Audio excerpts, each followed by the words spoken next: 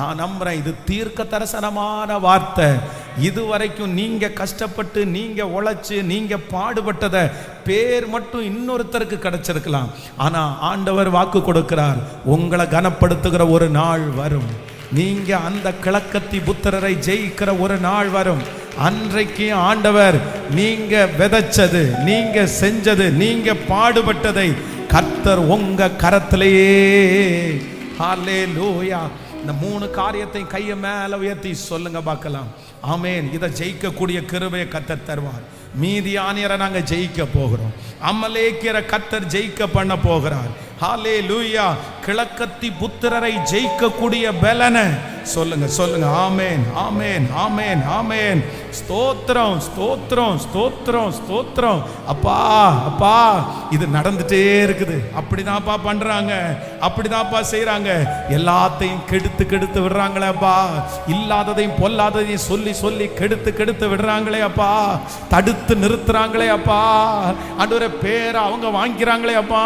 ஆனா இன்றைக்கு கிதியோனுடைய தேவன் என்னுடைய தேவன், கிதியோனுடைய தேவன் என்னுடைய தேவன். இயேசுவின் நாமத்தினால மீதியானியருடைய ஆவிகளை கடிஞ்சு அப்புறப்படுத்துகிறேன். அமலேக்கியருடைய ஆவிகளை நான் ஜெயிக்கிறேன். கிழக்கத்தி புத்திரருடைய ஆவியை நான் ஜெயிக்கிறேன். இந்த 3ம் எனக்கோ என் குடும்பத்திற்கோ வந்து அணுகாதபடிக்கு. ஹல்லேலூயா. Thank you Jesus. Thank you Jesus. Amen. ஹல்லேலூயா. இது கண்டிப்பா நமக்கு அவசியமான ஒன்று. அப்படின்னா இந்த கிதியோனை நிறைய பேர் என்ன நினைச்சாங்கன்னா சாதாரணமான ஒரு நபரா தான் நினைச்சாங்க. எல்லாரும் மாதிரி தான் இவன் காணப்பட்டான். ஆனா வேதம் சொல்லுகிறது தன்னுடைய மகனாகிய கிதியோன் ஒரு சாதாரணமான பர்சன் இல்லைன்றத கர்த்தர் ஜனங்களுக்கு முன்னாடி நிரூபிச்சார். நான் நம்புறேன் இதுவரைக்கும் நீங்க சாதாரணமான ஒரு பர்சனா எல்லாருக்கும் முன்னாடி நீங்க இதுவரைக்கும் தெரிஞ்சிருக்கலாம். ஆனா எப்படி கிதியோனை அவர்களுக்கு முன்னாடி என் பிள்ளை ஒரு சாதாரணமான நபர் இல்லைன்னு கர்த்தர் நிரூபிச்சாரோ, நான் தீர்க்க தரிசனமா சொல்றேன், கர்த்தர் உங்களையும் உங்கள் குடும்பத்தையும் நீங்க ஒரு சாதாரணமான நபர் இல்லைன்றதை நிரூபிக்கிறதுக்கு ஒரு காலம் கர்த்தர் உங்களை ஸ்பெஷலா வச்சிருக்கிறாரு. ஸ்பெஷல் அனாயிண்டிங் உங்களுக்குள்ள இருக்குது. விசேஷித்த கிருபை உங்களுக்குள்ளே இருக்கிறது. எப்படி எகிப்தினுடைய ராஜா யோசேப்புக்குள்ள ஒரு ஸ்பெஷல் கிஃப்ட் இருக்கிறத கண்டுபிடிச்சாரோ, நான் நம்புறேன் உங்களை சுற்றி இருக்கிறவங்க உங்களுக்குள்ள ஒரு ஸ்பெஷல் கிஃப்ட் இருக்கிறத கண்டுபிடிப்பாங்க. ஒரு ஸ்பெஷல் கிஃப்ட கர்த்தர் உங்களுக்கு வச்சிருக்கிறதை அநேகர். ஹல்லேலூயா. இதை நீங்க ரொம்ப இந்த 2 காரியத்தையும் இந்த மறக்காம நீங்க இதுக்காக ஜெபிக்கணும். அப்படின்னா இந்த கிதியோன் இவ்வளோ பெரிய வெற்றியை அடைவதற்கு ஆண்டவர் என்ன சொல்றாருன்னா, இருக்கிற இந்த பலத்தோட போ, நீ மீதியானியரை உன் கையில நான் ஒப்பு கொடுப்பேன். அப்படின்னா கிட்டத்தட்ட 7 வருஷமா இருந்த பிரச்சனையை யாருமே எதிர்க்க முடியாம அத்தனை பேர் குகைகளிலும் கெபிகளிலையும் அரணான இடத்திலையும் போய் ஒதுங்கும் போது இந்த 7 வருஷத்தினுடைய பிரச்சனையை பார்த்து எல்லாருமே பயப்படும் போது ஒரே ஒரு மனுஷன் எப்படி நின்னா, எப்படி இவனால நிக்க முடிஞ்சிருச்சு, இவனுக்குள்ள என்ன அப்படி இருந்துச்சுன்னு தியானிக்கும் போது ஒரு 2 கேரக்டர் அவனுக்குள்ள இருக்குது. அதை கண்டிப்பா நம்ம தெரிஞ்சுக்கிட்டு அந்த கிருபையை கர்த்தர் வாங்குவதற்கான ஒரு பலன் தருவார். வேதத்துல முதலாவதாக எடுத்து வாசிங்க பார்க்கலாமே. ஸ்தோத்திரம். நியாயாதிபதிகளின் புஸ்தகம் 6ஆம் அதிகாரத்தை எடுத்துக்கொள்ளுங்கள். 6ஆம் அதிகாரத்தினுடைய 11வது வசனத்தை வாசிக்கலாமா? 6ஆம் அதிகாரம் 11வது வசனத்தை வாசிக்கலாம். அதற்கு பின்பு கர்த்தருடைய தூதனானவன் அபியேசெலியனான யோவாசின் ஊராகிய ஓப்ராவிலே இருக்கும் ஒரு கர்வாலி மரத்தின் கீழ் உட்கார்ந்திருந்தாள். அப்பொழுது அவருடைய குமாரன் கிதியோன் கோதுமையை மீதியானியருடைய கைக்கு தப்புவிக்கிறதற்காக ஆலைக்கு சமீபமாய் அதை போரடித்தான். அடுத்த வசனத்தை கூட வாசிக்கலாம். கர்த்தருடைய தூதனானவர் அவருக்கு தரிசனமாகி, பராக்கிரமசாலியே, கர்த்தர் உன்னோட கூட இருக்கிறார் என்றார். நல்லா கவனிச்சுங்க, எல்லாரும் ரொம்ப கவனமாய் கவனிங்க. பொதுவாக இந்த இடத்துல நீங்கள் நியாயாதிபதிகள் 6ஆம் அதிகாரம் 11வது அதற்கு கர்த்தருடைய தூதனானவர் கீழே வாசிக்கும் போது, அப்பொழுது அவனுடைய குமாரன் கிதியோன் கோதுமையை மீதியானியருடைய கைக்கு தப்புவிக்கிறதற்காக ஆலைக்கு சமீபமாய் அதை போரடித்தான். எங்க சமீபமாய் போரடித்தானாமா? ஆலைக்கு சமீபமாய். இவன் போரடிக்கிறது என்னது? கேட்கல. போரடிக்கிறது என்னது? நல்லா நினைச்சுக்கங்க. பொதுவாக வந்து ஆலை அப்படின்றது என்ன அப்படின்னு சொன்னா, திராட்சரசத்தை வேறு பிரிச்சு எடுக்கிற இடம் தான் ஆலை. ஆலையில வந்து என்ன பண்ணுவாங்கன்னா, அவங்க வந்து திராட்சரசத்தை தான் எடுப்பாங்க. ஆனா இந்த கோதுமையை வந்து எங்க அடிப்பாங்கன்னா, நீங்க வேதத்துல வாசிக்க முடியும், கோதுமையை களஞ்சியத்துல கொண்டு வருவாங்க.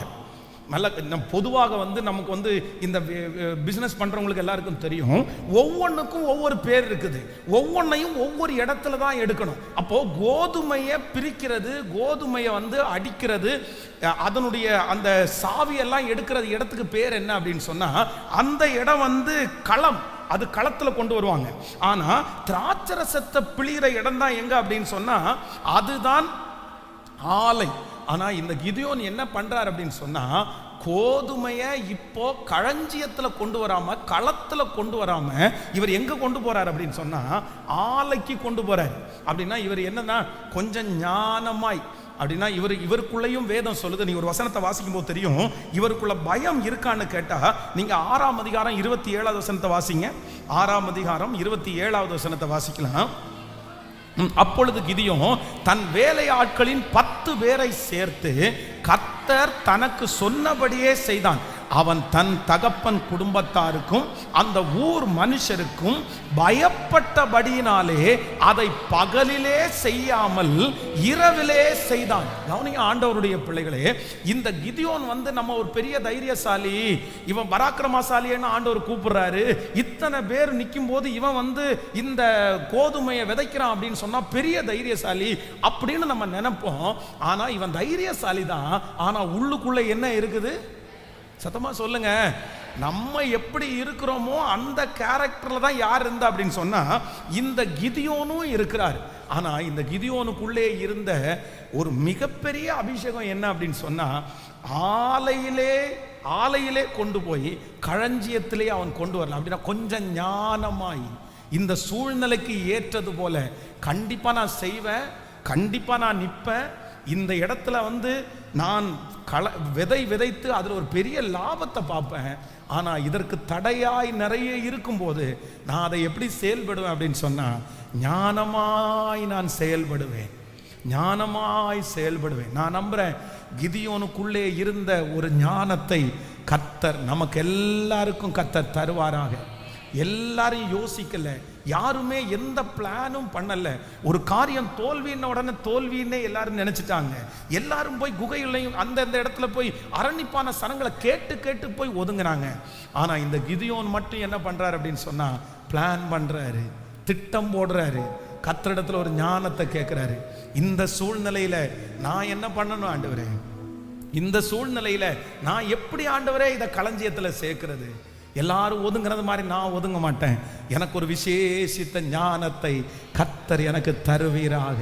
ஆண்டவருடைய பிள்ளைகளே, இந்த உலகமே ஒதுங்கி நிற்கும் போது, உங்களை சுற்றி இருக்கிற நிறைய பேர் ஒதுங்கி நிற்கும் போது, ஆண்டவர் உங்களுக்கு என்ன தரணும் அப்படின்னு சொன்னா, ஒரு ஸ்பெஷல் ஞானத்தை கர்த்தர் தந்து, ஒரு விசேஷித்த திட்டத்தை ஆண்டவர் உங்களுக்கு தந்து, ஒரு கிருபையை கர்த்தர் தந்து, அவர்கள் அத்தனை பேரும் ஒதுங்கும் போது உங்களை களஞ்சியத்தில் கொண்டு வந்து நிறுத்தி போரடிக்கிறவர்களாய் கர்த்தர் மாற்றி ஜெயத்தை கொடுக்கிறதற்கு கர்த்தர் வல்லவராய். அல்லேலூயா. கையை உயர்த்தி கேளுங்க பார்க்கலாம். இந்த ஞானத்தை கொடுக்கிறவர் கர்த்தர் தான்ப்பா. Thank you Jesus, thank you Jesus. இந்த ஆப்பர்ச்சுனிட்டியை நான் விட மாட்டேன், இந்த காரியத்தை நான் விட மாட்டேன். நான் எப்படியாவது ஒரு திட்டம் போடுவேன், நான் எப்படியாவது ஒரு பிளான் பண்ணுவேன். அந்த பிளானை கர்த்தர் வாய்க்க பண்ணுவார். அந்த பிளான்ல கர்த்தருடைய கிருபை கூட இருக்கும், கிருபை கூட இருக்கும்.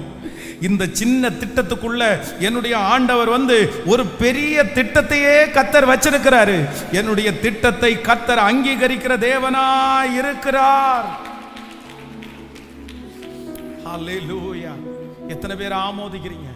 மற்ற எல்லாருமே அமைதியா இருந்தது போல, மற்ற எல்லாருமே சும்மா இருந்தது போல இந்த கிதியோனுக்கு மனசு இல்லை. கிதியோன் என்ன பண்றாரு அப்படின்னு சொன்னா, ஒரு பிளான் பண்றாரு, ஒரு திட்டம் போடுறாரு.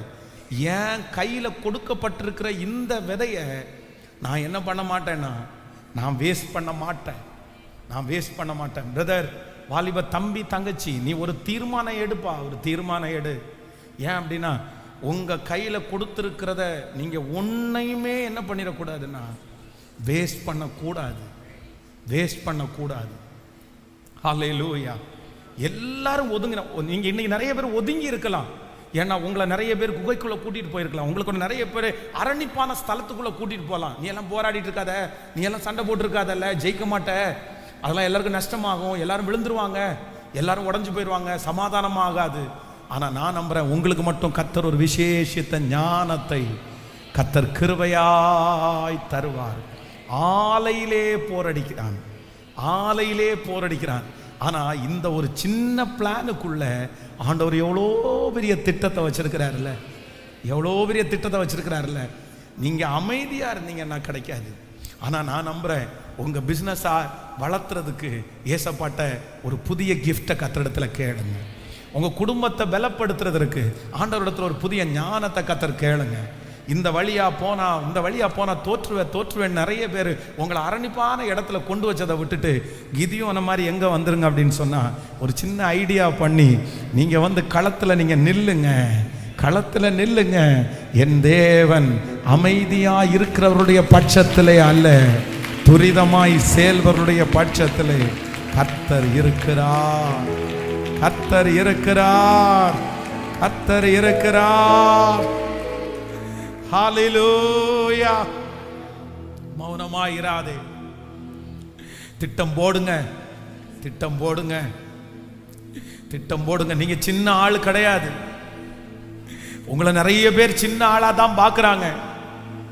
ஹல்லேலூயா. ஆனா ஆண்டவர் உங்களை ஞானியாய் நிறுத்துறதுக்கு கர்த்தர் ஆரம்பிக்கிறார். கர்த்தர் உங்களுக்கு குறுக்கு வழி அல்ல, ஆனா ஒரு விசேஷித்த ஒரு அபிஷேகம், ஒரு விசேஷித்த திட்டத்தை கர்த்தர் உங்க கையில தரப்போறாரு. ஒரு ஐடியாவை ஆண்டவர் உங்களுக்கு தரப்போறாரு. இன்னைக்கு இருக்கிற நிறைய பேருக்கு கர்த்தர் ஒரு ஐடியாவை தரப்போறாரு. நீங்க வளர்றதுக்கு ஒரு ஐடியா உண்டு, நீங்க பாதுகாப்பா இருக்கிறதுக்கு ஒரு ஐடியாவை கர்த்தர் தராரு. உங்க கையில கொடுக்கப்பட்டிருக்கிற அந்த ஆசீர்வாதத்தை காப்பாற்றுவதற்கு ஆண்டவர் ஒரு பெரிய பிளான, கர்த்தர் உங்களுக்கு ஒரு பெரிய திட்டத்தை கர்த்தர் தரப்போகிறார். ஹல்லேலூயா. நன்றி அப்பா, நன்றி அப்பா.